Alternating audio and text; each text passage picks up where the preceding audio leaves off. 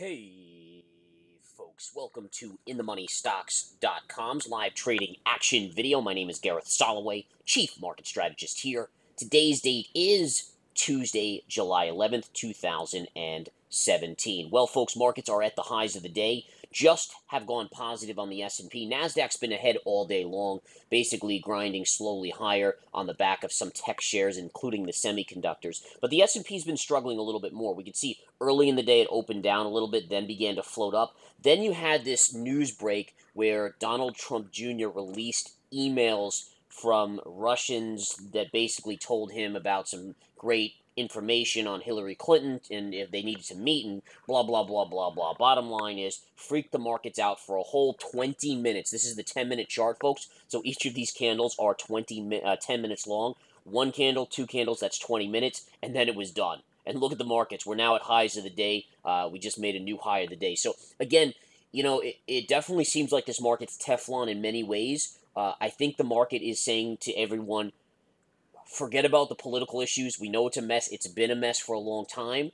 Focus on earnings, which we see later this week from JP Morgan and Citigroup, next week from some tech players as well, and focus on the economic data. And as of now, the economic data, I mean, the jobs number last Friday was very, very good.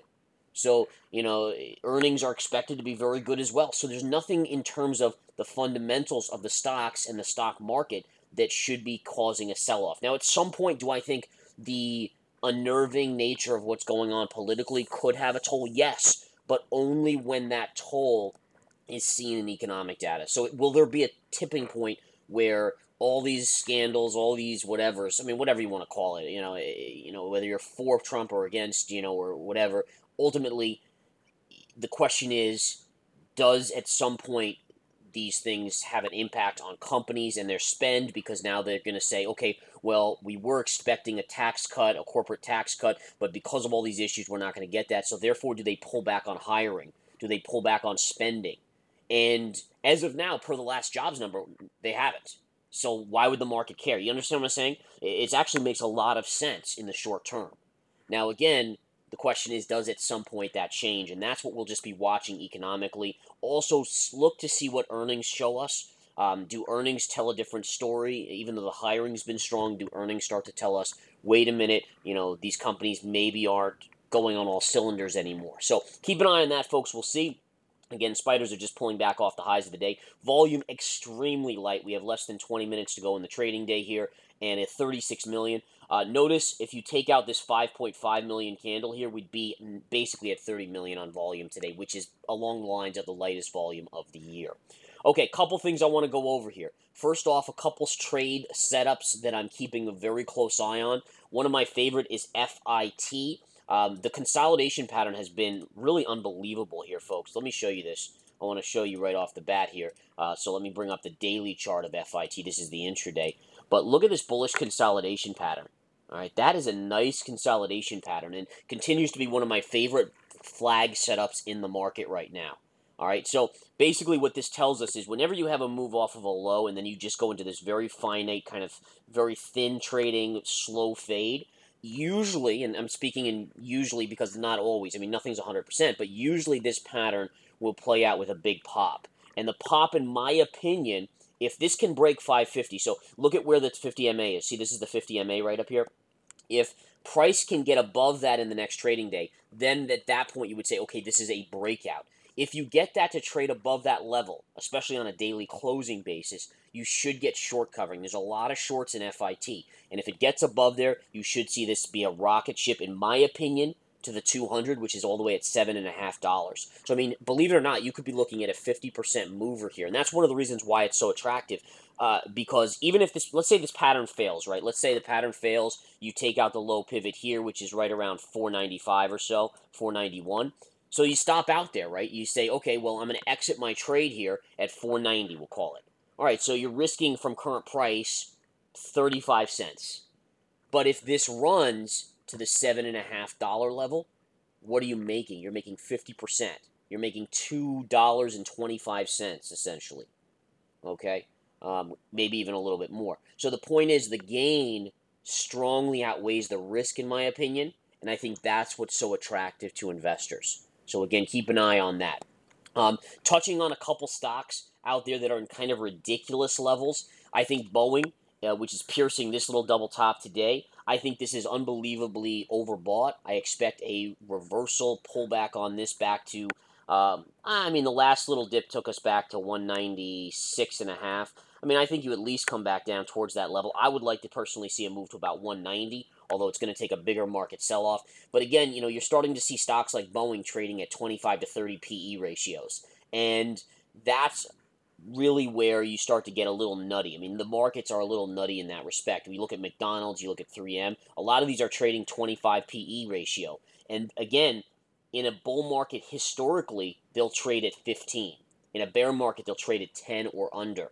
So, I mean, the extension moves on some of these are unbelievable. Absolutely unbelievable. Now, a lot of people have asked me today about Snap, which broke its IPO 17 level. Remember, 17 is where it went public, where insiders bought.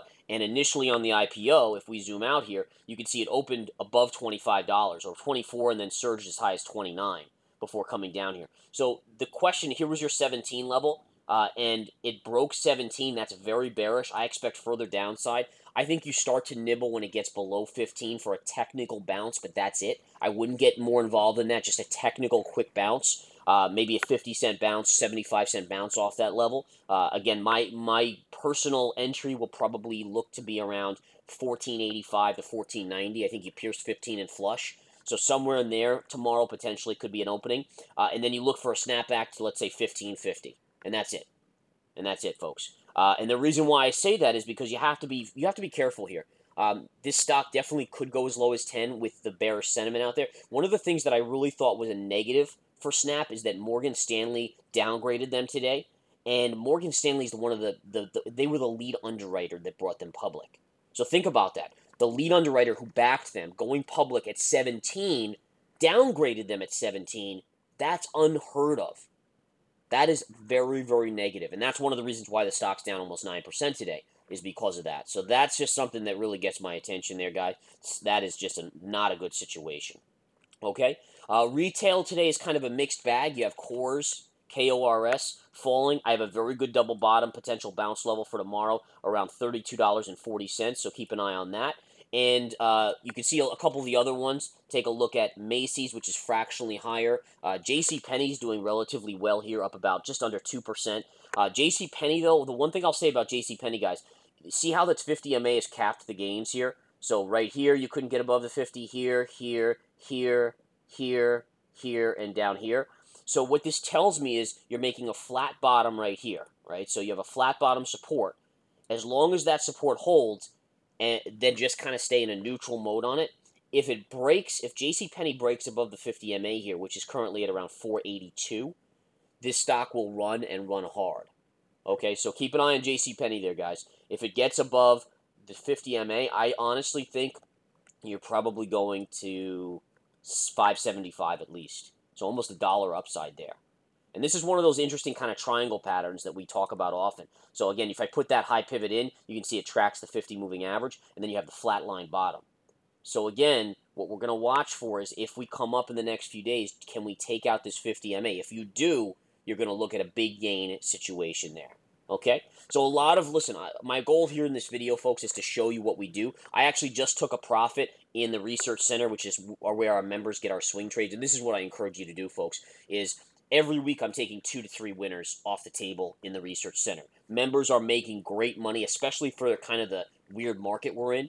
If we get a more volatile market, I'll be booking 5 to 7 trade profits a week. I mean, just monster gains. We're doing very well already, but this is the way it is. Right now, we're killing it, and it's not even an active market. And I expect it to get more active as we get later in the summer, once volume starts to return in later July, into August, and into September. You'll see more volatility coming into the mix. So, again, come join us at InTheMoneyStocks.com. You want trades? You want to know exactly when I get in some of these stocks? Come join us. Take the 7-day free trial. It's free, guys. 7-day free trial. Take the 7-day free trial to the Research Center. And again, I took a profit on silver today. We had bought USLV the other day on the flush. And look at the move the last couple days. Took a nice 7% gain on this beauty right here. Last week we took, again, I think 2 to 3 profits off the table. And again, I have some others that I'm going to be looking to take off the table this week alone. So come join us at InTheMoneyStocks.com. Take the 7-day free trial. Talk to you soon.